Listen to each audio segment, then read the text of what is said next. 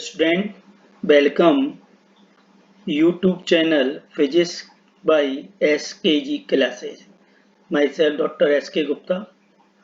इस वीडियो में हम कूलॉम्स लॉ और उसके बेस पर प्रॉब्लम को सॉल्व करेंगे जो कि राजस्थान बोर्ड और सीबीएसई बोर्ड के बोर्ड एग्जामिनेशन में पूछे जाते हैं। आईआईटी जेईई और नीट में करीब 5-6 क्वेश्चन 5 to 6 क्वेश्चन इसी टॉपिक के बेस पर आते हैं। पिछले 2 वीडियो लेक्चर्स में हमने concept of the charge, types of the charge, properties of the charges and method of the charging को एक्सप्लेन किया था। चलिए इस वीडियो में सबसे पहले हम एक्सप्लेन करेंगे कूलॉम्स लॉ के बारे में।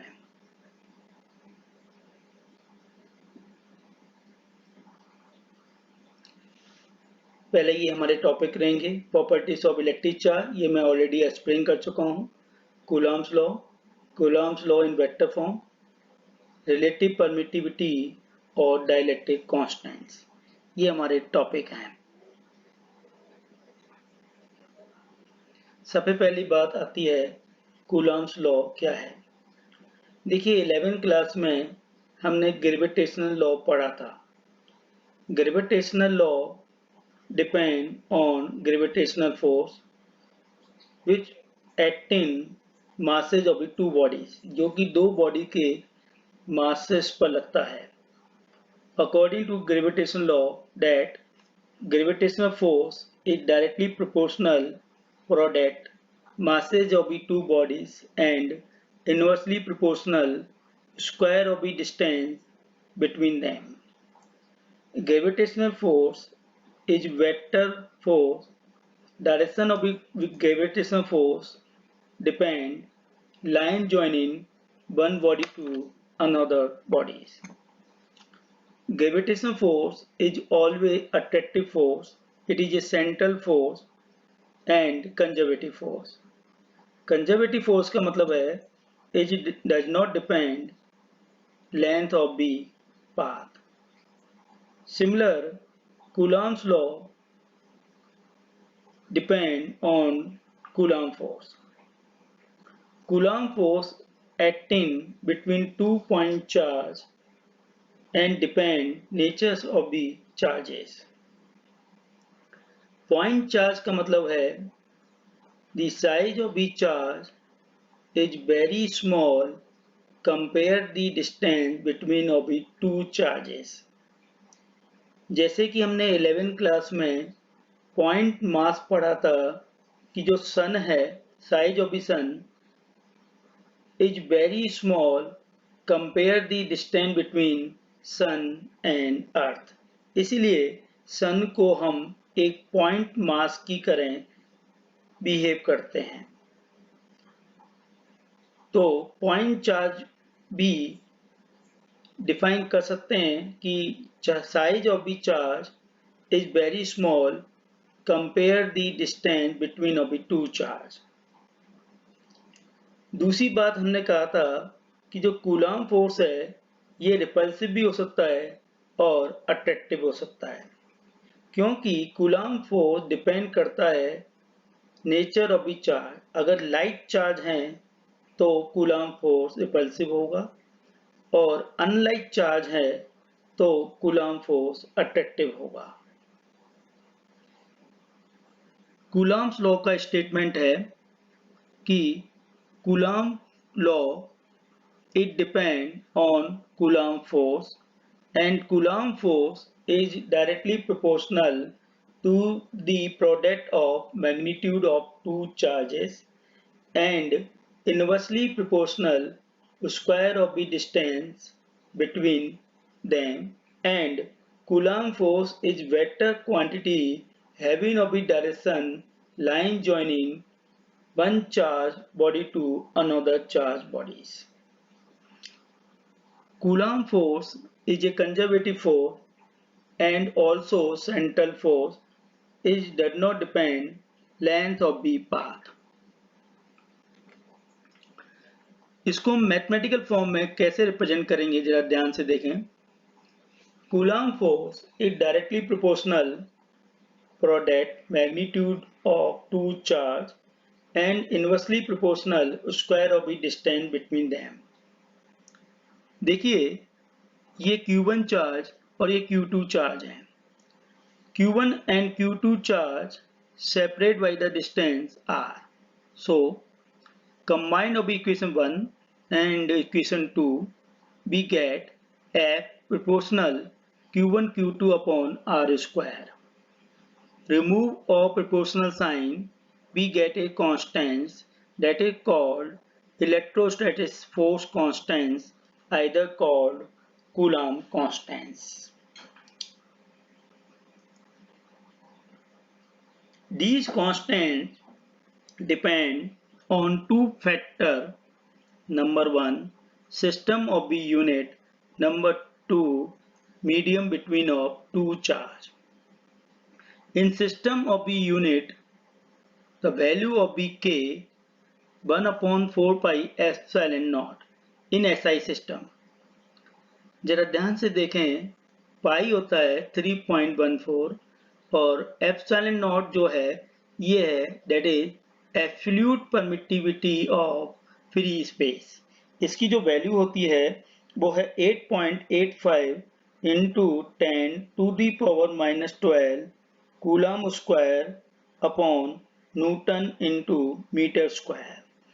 जब ये वैल्यू यहाँ रखेंगे तो K की जो वैल्यू मिलेगी वो मिलेगी 9 into 10 to the power 9 newton metre square पर कूलम स्क्वायर. ये K की वैल्यू होगी SI सिस्टम में. अगर हम CGS सिस्टम जिसे हम सेंटीमीटर ग्राम सेकंड कहते हैं, CGS सिस्टम में K की जो वैल्यू होती है वो 1 होती है.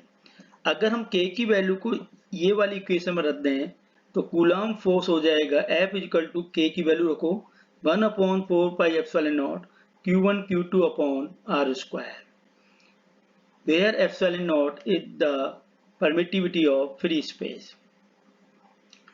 अब आता है Coulomb's law in vector form. सबसे पहले हम बात कर रहे हैं कि coulomb force for Q1 Q2 greater than 0 यानी लाइक चार्ज के बीच में जो कूलम फोर्स लग रहा है उसको हम वेक्टर फॉर्म में कैसे रिप्रेजेंट करें. सबसे पहले हम डायग्राम देखेंगे. ये Q1 चार्ज है, ये Q2 चार्ज है. ठीक, Q1 Q2 ग्रेटर देन 0 यानी कि हम लाइक चार्ज की बात कर रहे हैं. The two charge separate by the distance r. ठीक, देखिए यहाँ एक r12 कैप ये एक यूनिट वेक्टर है. यूनिट वेक्टर का मतलब है जिस वेक्टर का यूनिट वेक्टर आपको बनाना है उसके मैग्नीट्यूड से आप डिवाइड कर दो तो आपको यूनिट वेक्टर मिल जाएगा. सबसे पहले हम बात कर रहे हैं कि ये यूनिट वेक्टर ये किसी भी वेक्टर क्वांटिटी की डायरेक्शन को रिप्रेजेंट करता है. ध्यान से देखिए, force acting on charge Q2 due to charge Q1 that is F21. तो F21 फोर्स हो गया.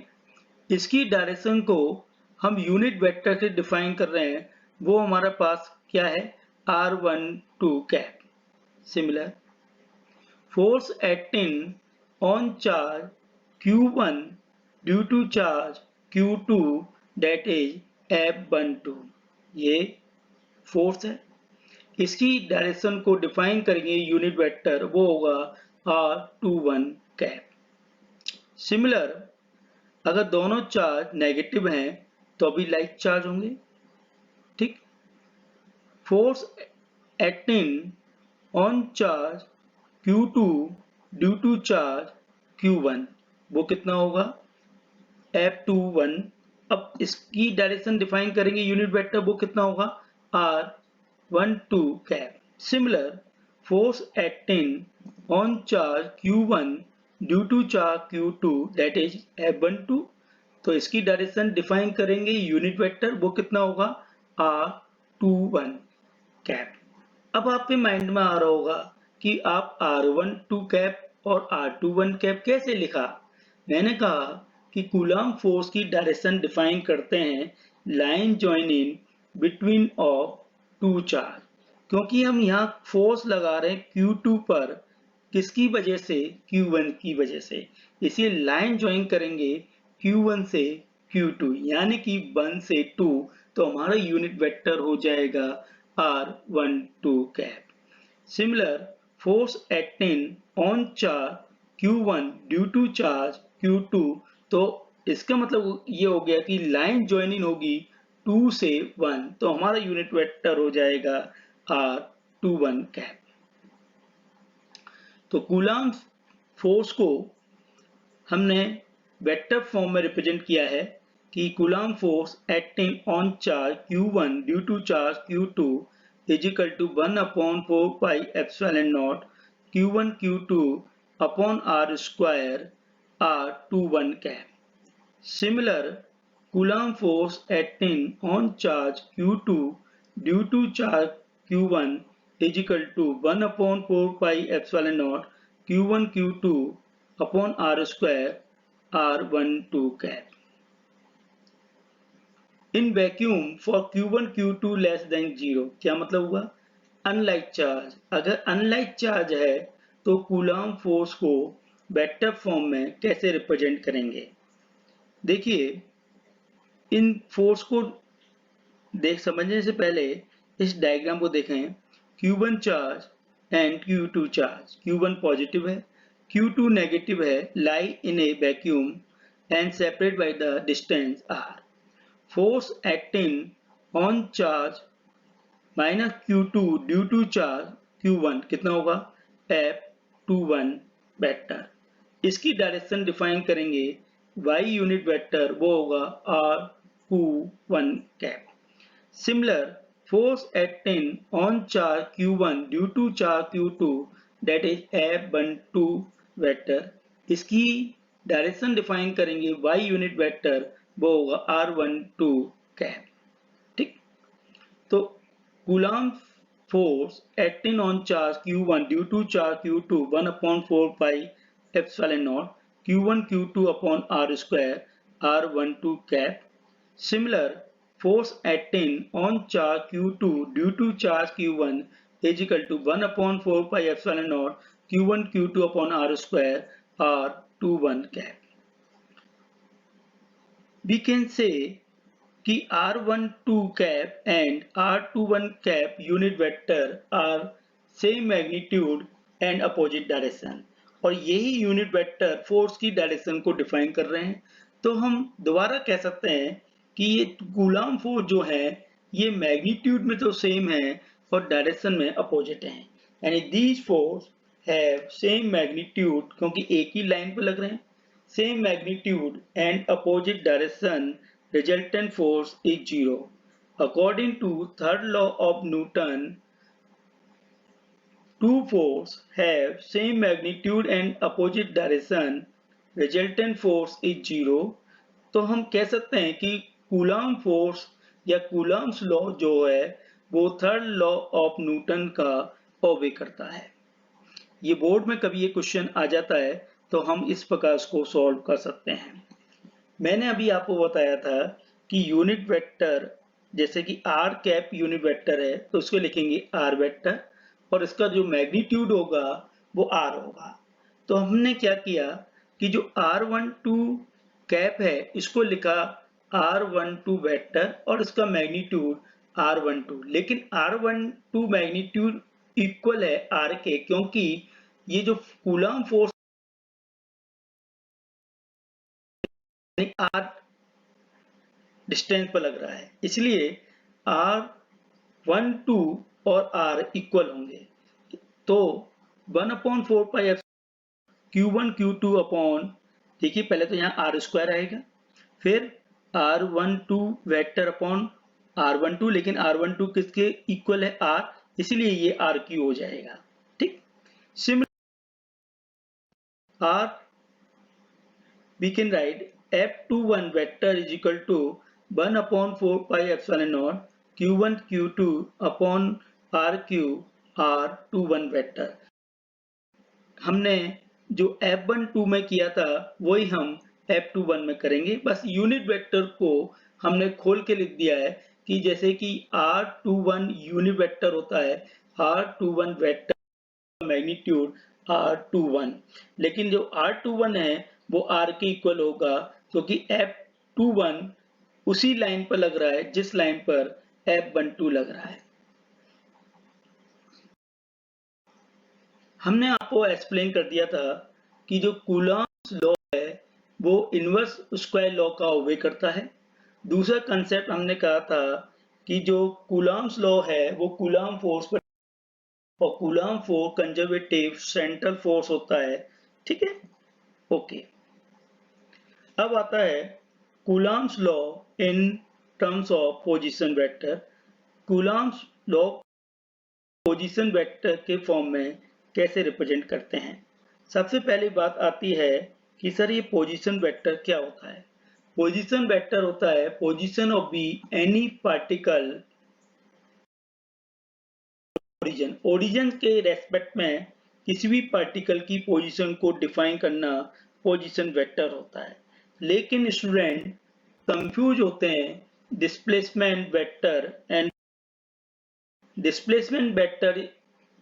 It is a short distance from any point, but the position vector, it defines the position of any particle with respect to origin.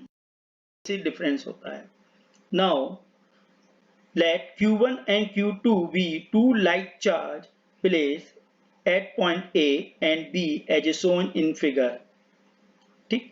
R1 position vector of point A and R2 is the position vector of point B, ठीक।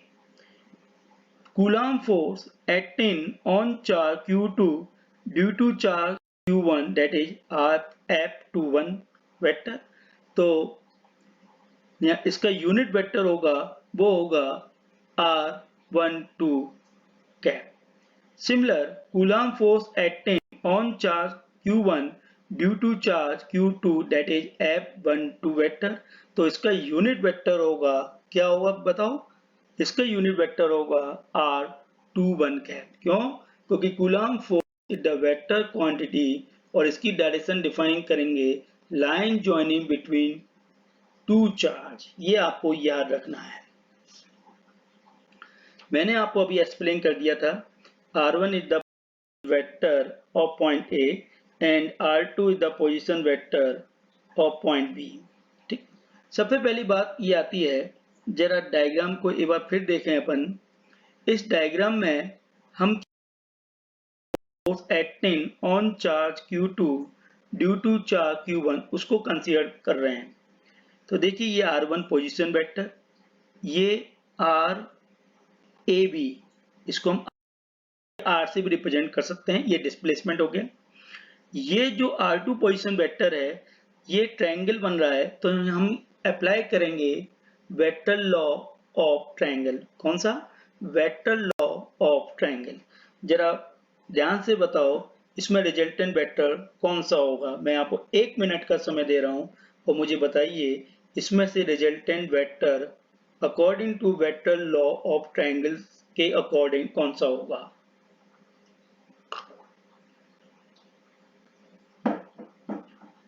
Yes, very good, R2। क्यों? क्योंकि triangle की जो third side है उसकी direction दोनों side से opposite और डिफरेंट ऑर्डर में होगी, वही मेरा रिजल्टेंट वेक्टर होता है। तो R2 यहाँ रिजल्टेंट वेक्टर है।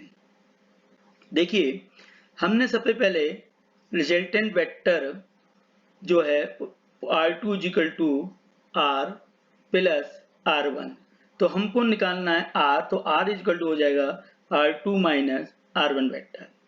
यूनिट वेक्टर क्या होता है? R vector upon magnitude of R, तो R वेक्टर यानी R2 minus R1 upon magnitude R2 minus R1 vector. Coulomb force acting on charge Q2 due to charge Q1 वो होगा 1/4 pi epsilon naught Q1 Q2 upon R square R cap. R cap unit vector है, उसको replace कर देंगे R vector upon magnitude of R, तो ये RQ हो जाएगा। तो coulomb force in position vector form Q1 Q2 upon 4 pi epsilon not R upon RQ। तो F21 q1 q2 upon 4 pi epsilon naught r2 vector minus r1 vector upon magnitude of r2 minus r1 का whole cube. अगर मैं आपसे पूछूं कि acting on charge q1 due to charge q2 तो force होगा F12 is equal to q1 q2 upon 4 pi epsilon naught r1 minus r2 vector upon r1 minus का whole cube magnitude में।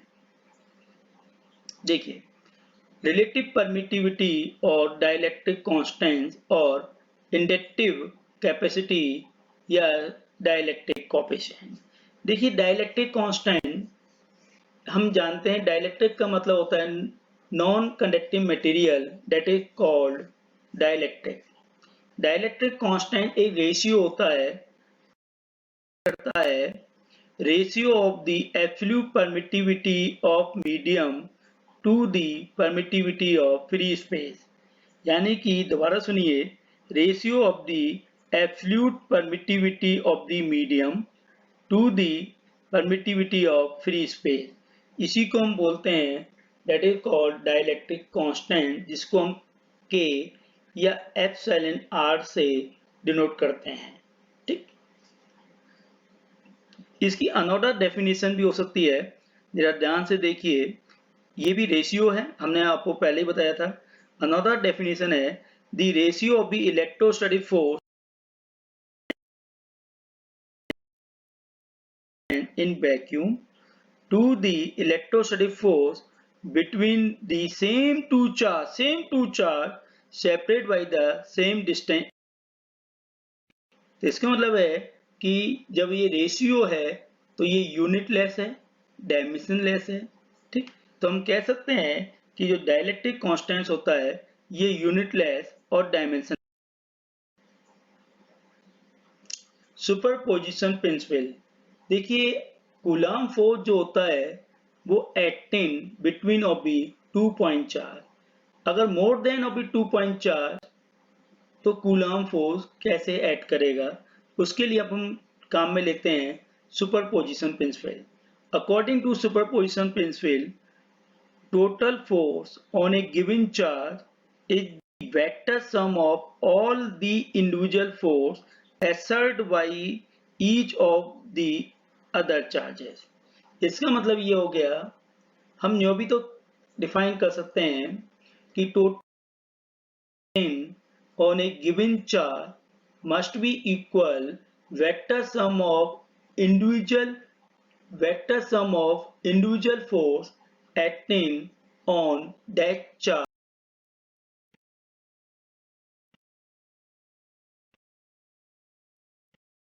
that is called superposition principle. ध्यान रखना, जैसे कि अपन sound wave 11th में पढ़ा था, superposition of the sound wave, light में भी superposition of the wave, similar superposition principle of the charge. ठीक, और ये कब अप्लाई होता है, जब मोर देन ऑफ द 2 चार्ज